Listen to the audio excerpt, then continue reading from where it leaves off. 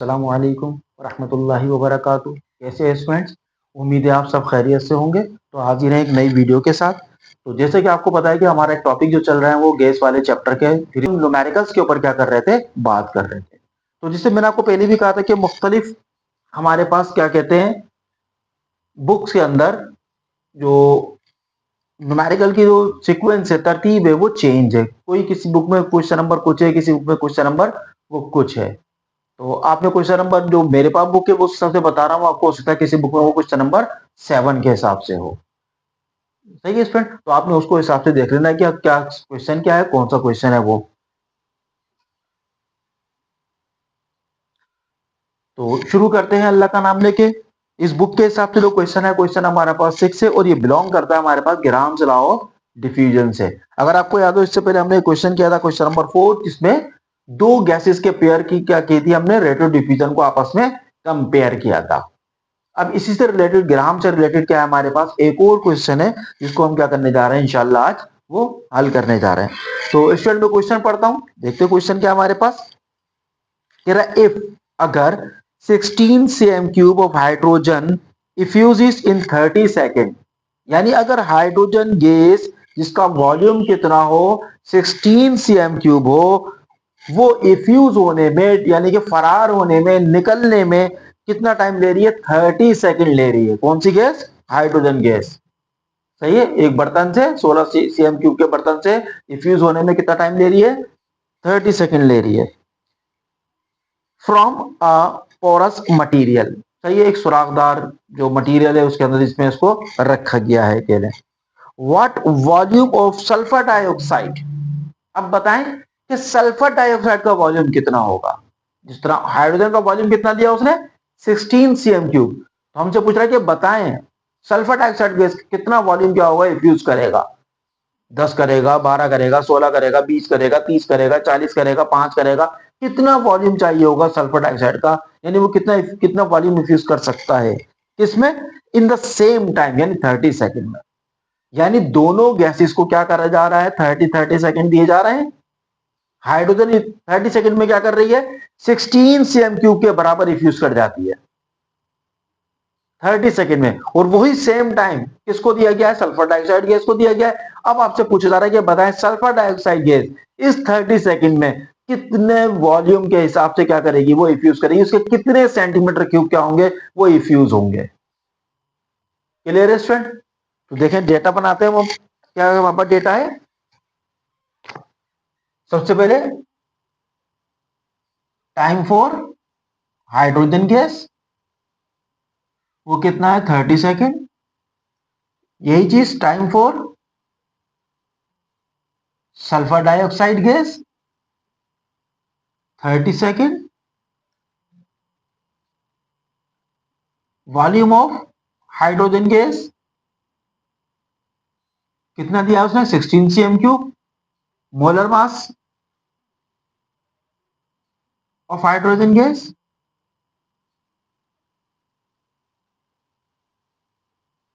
2 gram per mole. Molar mass of SO2 gas 64 gram per mole. अब ये 64 student कैसा आया? अब पिछले सवाल में भी हम जब कंपेयर कर रहे थे सल्फर डाइऑक्साइड को, हमने उसका मोलर मास निकाला था, मॉलिक्यूलर मास निकाला था। सल्फर है, सल्फर का एटॉमिक मास कितना होता है स्टूडेंट? 32। ऑक्सीजन का 16, यहाँ पे 2 है ऑक्सीजन, तो 16 16 32, 32 ये होगा, 32 ये होगा, तो टोटल कितना हो गया स्टूडेंट? पूरे सल्फर डाइऑक्साइड का मोलर मास 64 ग्राम पर मोल हो गया। और volume of sulphur dioxide gas आपने क्या करना है, मालूम करना है। क्लियर है स्टूडेंट? तो ये क्वेश्चन पढ़ के हमने क्या कर लिया, इसका डेटा क्या कर लिया, ये हमने मेंटेन कर लिया। तो जैसे मैंने पहले भी कहा था कि न्यूमेरिकल हल करने में डेटा का बहुत बड़ा रोल होता है। बहुत इंपॉर्टेंट चीज होती है डेटा को मेंटेन सही से करना, सही से डेवलप करना, सवाल को पढ़कर कि डेटा क्या कह रहा है और फिर रिक्वायर्ड क्या करना है अपने उसके अंदर। तो जब ग्राम लॉ ऑफ डिफ्यूजन की जब हम बात करते हैं, तो ग्राम लॉ ऑफ डिफ्यूजन ने क्या कहा था कि किसी भी गैस के जो रेट ऑफ डिफ्यूजन होती है, नफूस करने की जो शरह होती है, क्या होती है? Rate of diffusion. तो रेट ऑफ डिफ्यूजन क्वेश्चन अगर आपको याद हो, हमने किससे शो किया था? आर से। सही है।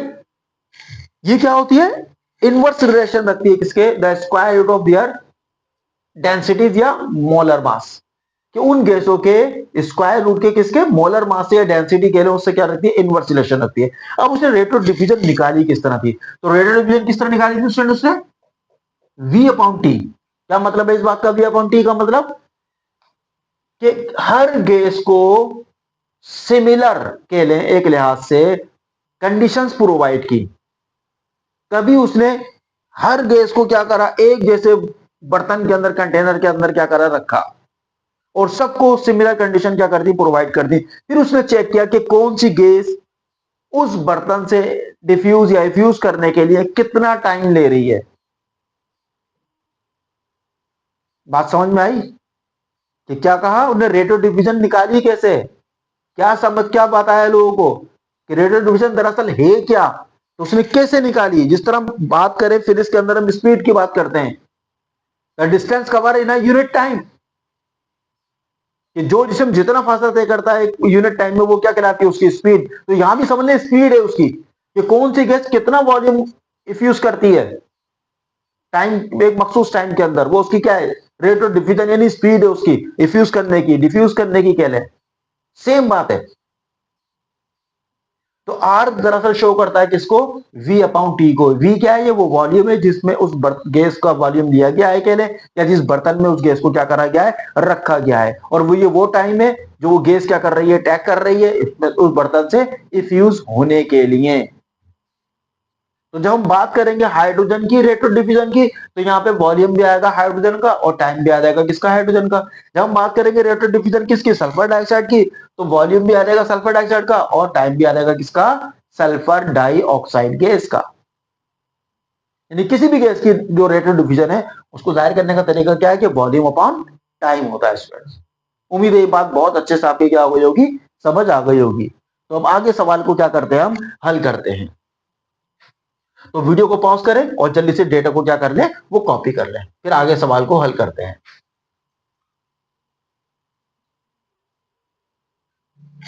तो ग्राम्स लॉ क्या कहता है हमारे पास, अकॉर्डिंग टू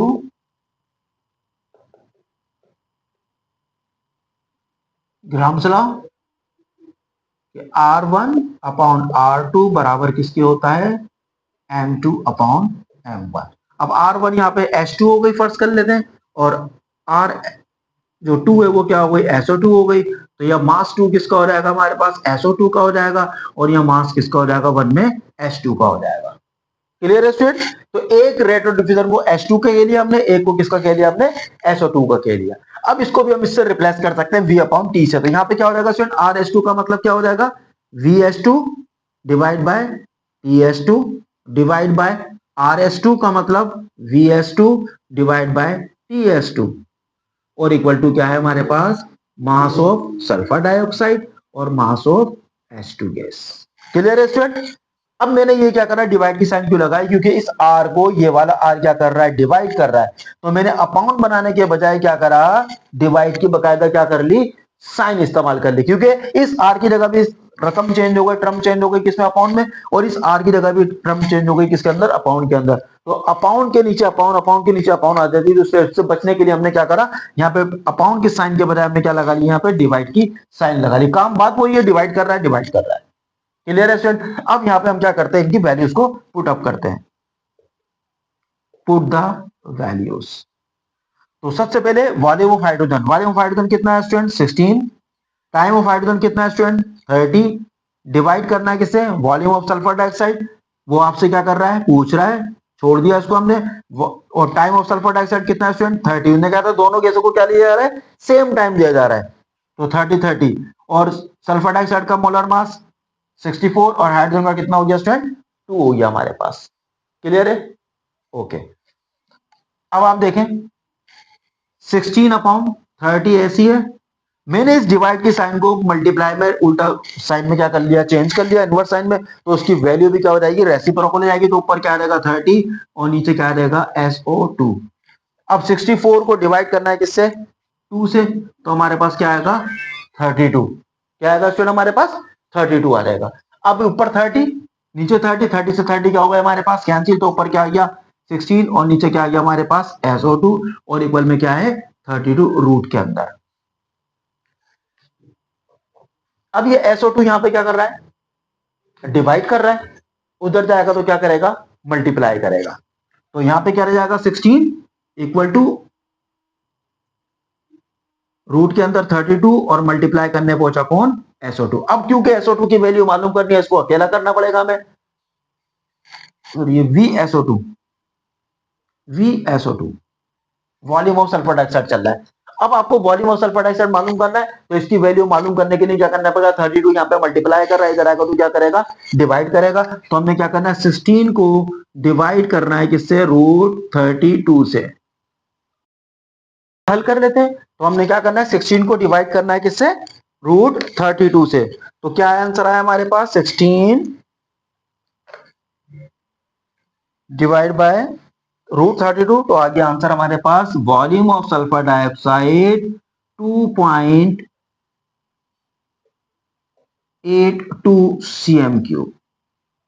यह आपका स्टूडेंट क्या आ गया, आंसर आ गया कि अगर सल्फर डाइऑक्साइड गैस को भी 30 सेकेंड दिए जाएं, किसकी तरह, हाइड्रोजन गैस की तरह, तो सल्फर डाइऑक्साइड कितना वॉल्यूम इफ्यूज करेगा, उसका 2.82 cm3 वॉल्यूम क्या करेगा, सिर्फ इफ्यूज कर पाएगा। जबकि हाइड्रोजन कितना वॉल्यूम इफ्यूज कर रहा था, 16, क्योंकि वो लाइटर गैस है, बहुत हल्की गैस है, किसके मुकाबले में, सल्फर डाइऑक्साइड गैस के मुकाबले में। उसका मोलर मास 2 है और सल्फर डाइऑक्साइड का कितना है, 64 है। तो कई टाइम्स, तो ये वो क्या है, वॉल्यूम, उसका मास क्या है, मोलर मास क्या है, वो कम है, और सल्फर डाइऑक्साइड का मास क्या है, वो ज्यादा है। तो इसी एतबार से सल्फर डाइऑक्साइड की जो रेट ऑफ डिफ्यूजन है वो कम होगी। तो इसका मतलब वो सिर्फ 2.82 cm3 वॉल्यूम क्या कर सकता है, उसका इफ्यूज कर सकता है इन गिवन 30 सेकेंड्स। क्लियर है स्टूडेंट, उम्मीद है ये बात बहुत अच्छे से क्या हो गई होगी, आपके समझ में आ गई होगी। तो स्टूडेंट हर एक स्टेप को अपने जहन में समझते हुए, हल करते हुए क्या करें, इस बात को, इसको उतार लें, वीडियो को पॉज करें और जल्दी से क्या कर लें, इसको उतार लें। फिर चलते हैं नेक्स्ट क्वेश्चन की तरफ।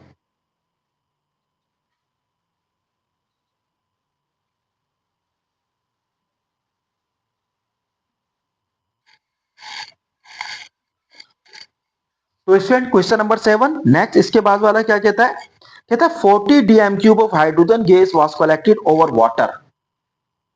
कि हाइड्रोजन गैस है जिसका वॉल्यूम कितना है, 40 dm क्यूब है, वो इकट्ठी की गई है किसके ऊपर, पानी के ऊपर, 81257 टोर प्रेशर। अब तो इस थोड़े से न्यूमेरिकल में भी थोड़ा सा ये मसला है कि कुछ बुक के अंदर ये जो प्रेशर दिया हुआ है वो चेंज है, वैल्यू चेंज दी हुई है, कुछ किसी में कुछ है, किसी में कुछ है।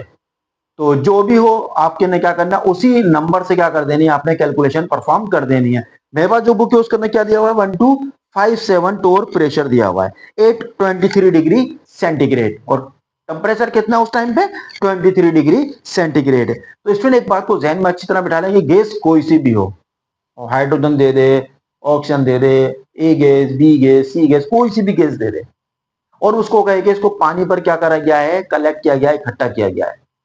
तो क्या होता है, जब पानी में कोई गैस इकट्ठी की जाती है, हासिल की जाती है, तो उस गैस के साथ साथ पानी का कुछ वॉल्यूम के लिए, पानी की कुछ मिकदार के लिए, पानी का मॉइस्चर के लिए उसके साथ क्या होता है, वो शामिल, यानी वो गैस जो हासिल होती है वो वेट गैस होती है, कह लें गीली गैस होती है। तो गैस का जो एक्चुअल प्रेशर होता है वो असल में कम होता है, और जो बजाहिर नजर आ रहा था वो ज्यादा होता है। क्यों, क्योंकि उसमें मॉइस्चर भी शामिल हो, उसमें प्रेशर मॉइस्चर का भी शामिल हो जाता है। क्योंकि वो गैस कैसी है, वेट गैस है, ड्राई गैस नहीं है, वेट गैस है। जब भी कोई गैस पानी पे इकट्ठी की जाती है तो वो कैसी गैस होती है, वेट गैस। तो उसका जो प्रेशर शो करता है वो, यानी न्यूमेरिकल में जो प्रेशर शो किया है वो सिर्फ गैस का नहीं है, बल्कि गैस के साथ साथ उस मॉइस्चर का भी है, उस बुखारात का भी है, पानी के जो हासिल गैस हासिल करते हैं वो क्या हुई, उसमें शामिल हो गए। सही है स्टूडेंट, तो ये पॉइंट बहुत इंपॉर्टेंट होता है। तो हमने क्या करना होता है, गिवन प्रेशर में से जो वेट गैस का प्रेशर है उसमें से वेपर प्रेशर, जो बुखारात का दबाव होता है, पानी के बुखारात का, वाटर का जो बुखारात का दबाव होता है, उसको क्या करना होता है, हमें माइनस करना होता है। अब वो कहां से आएगा हमारे पास, यकीनन हमें सवाल के अंदर ही गिवन करेगा कि vapour pressure of water is इतना, कितना है वो वेपर प्रेशर ऑफ वाटर। तो स्टूडेंट आगे चलते हैं, दोबारा पढ़ता हूँ। कह रहा 40 DM cube of hydrogen gas was collected over water, के 40 डीएम क्यूब हाइड्रोजन गैस को इकट्ठा किया गया किसके ऊपर, पानी के ऊपर, एट 1257 टोर प्रेशर, इतने प्रेशर पर, एट 23 डिग्री सेंटीग्रेड, और कितना टेम्परेचर है, 23 डिग्री सेंटीग्रेड है। What would be the volume of dry hydrogen gas. अब क्या कह रहा है कि वॉल्यूम बताएं किसका, खुश्क हाइड्रोजन गैस का। तो जिसे मैंने पहले कहा जो गैस हासिल की है वो वेट गैस है, अब पूछ किसका रहा है, ड्राई गैस का। तो हमें क्या करना पड़ेगा, जो पहला वाला प्रेशर था उसमें से क्या करना पड़ेगा स्टूडेंट, मॉइस्चर को यानी वाटर के जो आबी बुखारात का जो प्रेशर है उसको क्या करना पड़ेगा, माइनस करना पड़ेगा हमें। एक स्टैंडर्ड कंडीशन, और कंडीशन कौन सी हो स्टैंडर्ड, हमें पता है स्टैंडर्ड एसटीपी के ऊपर क्या होता है, तो प्रेशर की वैल्यू होती है 180 या 760 टोर होती है, और टेम्परेचर कितना होता है 0 डिग्री सेंटीग्रेड होता है या 273 केल्विन होता है, कोई से भी ले सकते हैं हम दोनों में से। एसटीपी स्टैंडर्ड टेम्परेचर और एंड क्या है, प्रेशर है, और टेम्परेचर की वैल्यू स्टैंडर्ड पे क्या होती है 0 डिग्री सेंटीग्रेड होता है या 273 केल्विन होता है, और प्रेशर कितना होता है 1 एटीएम ले सकते हैं या 760 टोर। अब क्योंकि पहला वाला जो प्रेशर दिया हुआ हमें कौन किसमें लिया, टोर में, तो हम जो स्टैंडर्ड पे लेंगे वो 1 एटीएम के बजाय क्या ले लेंगे, 760 टोर ले लेंगे इसको हम। क्लियर है स्टूडेंट। फिर क्या आगे क्या कह रहा है, the vapour pressure of water, देखिए आ गई वही बात, मैंने कहा था ये चीज सवाल में ही गिवन करेगा। The vapour pressure of water at 23 degree centigrade is 21 टोर। जब वो गैस हासिल की गई थी उस टाइम टेम्परेचर कितना था 23, तो 23 पर जो वेपर का प्रेशर था बुखारात का पानी के वो कितना था 21 टोर ऑफ एच, उसका 21 था। यानी ओवरऑल जो प्रेशर दिया था 1257 उसमें 21 किसका शामिल है, 21 किसका शामिल है student, vapour pressure of water है वो, बुखारात का दबाव है वो, उसको हमने क्या करना है माइनस करना है। तो आइए डेटा बनाते हैं इसका हम। ये क्वेश्चन नंबर 7 स्टूडेंट। तो volume of hydrogen gas V1 कितना है 40 DM cube, pressure of wet hydrogen gas, wet gas का मतलब हाइड्रोजन गैस गीली गैस, P वेट कितना दिया 1257 टोर। अब इसको क्या करते हैं खुश्क गैस का मालूम कर लेते हैं।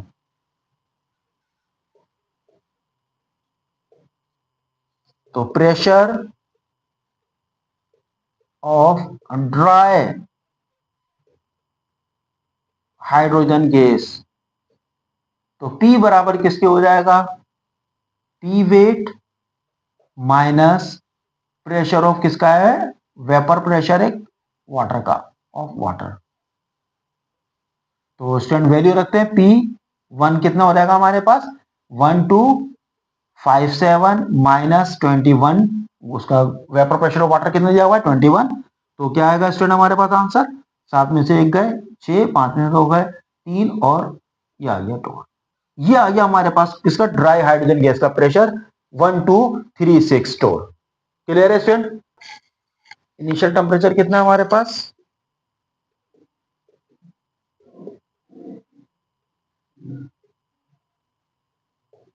T1 23 डिग्री सेंटीग्रेड, इसको केल्विन में चेंज करेंगे तो कितना हो जाएगा हमारे पास 296 केल्विन। अब एट एसटीपी, प्रेशर क्या होता है एसटीपी के ऊपर, P2 760 टोर। अब देखिए स्टूडेंट यहाँ पे हम एटीएम भी ले सकते थे लेकिन हमने क्या लिया है, टोर लिया। क्यों लिया है, क्योंकि जो इनिशियल प्रेशर है हमारे पास वो किसमें दिया हुआ, टोर में दिया, तो मैं इसको किसमें ले लिया, टोर में ले लिया। टेम्परेचर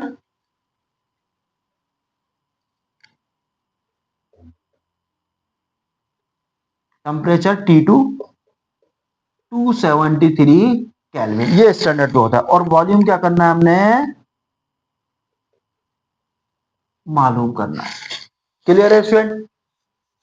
तो इस गैस के 2 प्रेशर है, 2 टेम्परेचर है, एक वॉल्यूम गिवन है और एक वॉल्यूम क्या कर रहा है आपसे पूछ रहा है। तो हमने जनरल गैस इक्वेशन इस्तेमाल कर लिया क्योंकि इसमें वॉल्यूम भी है, प्रेशर भी है, टेम्परेचर भी है। और जनरल गैस इक्वेशन की 2 स्टेट थी हमारे पास, P V equal to NRT, जो गैस की एक हालत को शो करती है, और एक क्या थी हमारे पास P1V1 upon T1 is equal to P2V2 upon T2, जो गैस की दो हालतों को क्या करती है, दो स्टेट को क्या करती है, शो करती है। गैस की पहला वो प्रेशर ये था, अब इतना हो गया, पहले वॉल्यूम इतना था, अब इतना हो गया, पहले टेम्परेचर इतना था, अब इतना कर दिया गया। तो हम सेकंड वाली इक्वेशन, जनरल गैस इक्वेशन क्या करेंगे, इस्तेमाल करेंगे। तो जरा डेटा समझते हुए, सवाल पढ़ते हुए डेटा समझें और इसको उतार लें जरा, वीडियो पॉज करके जल्दी से, फिर आगे इसको क्या करते हैं, हम सवाल को हल करते हैं। क्लियर है स्टूडेंट? ओके।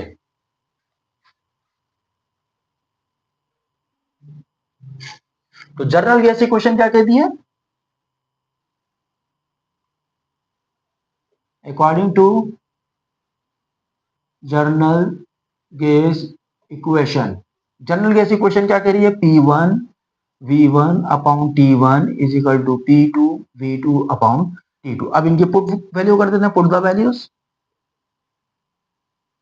तो सबसे पहले प्रेशर वन कितना दिया हुआ है, 1236 अपॉन T1 कितना दिया हुआ है, 296, वॉल्यूम कितना दिया हुआ है 40, इक्वल टू प्रेशर 2 कितना दिया हुआ है 760, V2 की वैल्यू मालूम करनी है और T2 की वैल्यू कितनी है 273।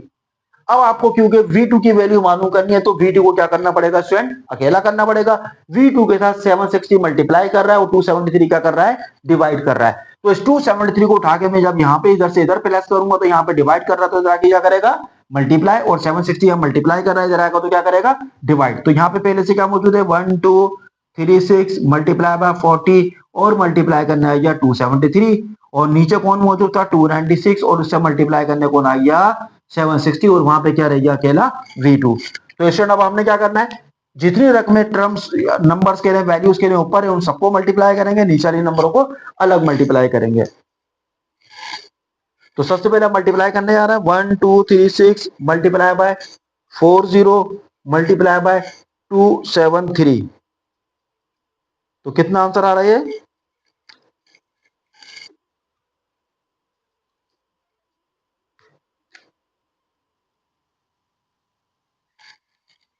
134,134,97,120,120। अब हम नीचे दोनों नंबरों को आपस में मल्टीप्लाई करते हैं, तो नीचे क्या क्या है हमारे पास 296 मल्टीप्लाई बाय क्या है हमारे पास 760, तो क्या आंसर आ रहा है हमारे पास 224,960। क्लियर है स्टूडेंट? अब हमने क्या करना है, इस ऊपर वाली रकम को नीचे वाली रकम से क्या कर देना है, डिवाइड कर देना है। तो देखें क्या आता है, 134,97120 डिवाइड करना है अपने स्टूडेंट किससे, 22,4960 से। तो क्या आंसर आया हमारे पास, जो वॉल्यूम आ रहा है वो आ रहा है हमारे पास 59.99, सही है, वॉल्यूम आ गया DMQ। सही है, इसको अराउंड और करके आप ये भी कर सकते हैं, तकरीबन 60 DM³ के बराबर क्या हो गया, हमारा आंसर आ गया, वॉल्यूम आ गया। क्या अगर ये प्रेशर और टेम्परेचर स्टैंडर्ड कर दिए जाए तो हाइड्रोजन गैस का जो वॉल्यूम होगा उस टाइम पे वो कितना होगा, 60 DM³ के बराबर होगा। तो उम्मीद है आज की वीडियो अच्छी पसंद आई होगी, आप लोगों को अच्छी लगी होगी। तो कमेंट्स के अंदर जरूर आगा करिएगा इस बात से। फिर हाजिर होंगे इंशाल्लाह अगली वीडियो के लिए। अगली